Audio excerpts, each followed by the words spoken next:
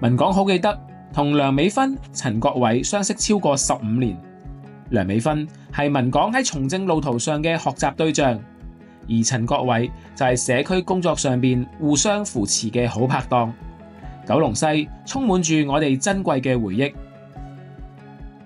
我哋一路爭取啦，希望可以由澤安村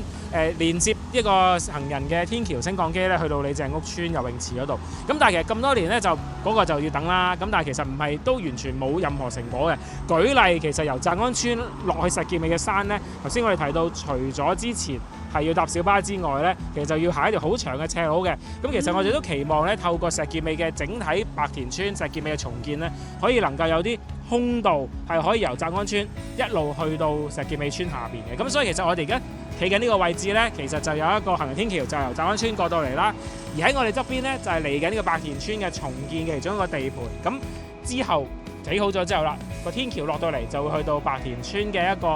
屋村嘅平台，又會一路有天橋咧落到去石硤尾村㗎。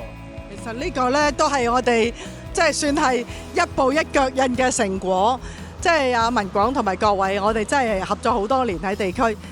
都睇到咧，大家如果服務地區、服務市民咧，真係要有一個10年磨一劍嘅精神。即係有時佢未必即時見到，但係你真係過多幾年，慢慢佢就會喺思考上或者喺能力上咧就會轉變。白田村咧呢個接駁之後，其實咧將會有一個咧都幾大規模嘅街市。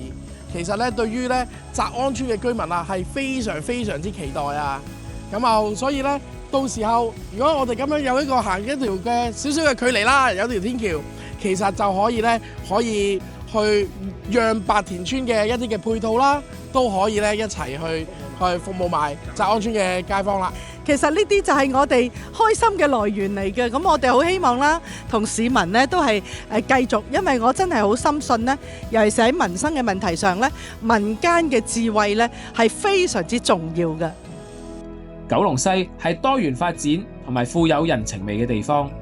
文廣想將呢一份情懷延續落去，同九龍西各個持份者繼續拍住上。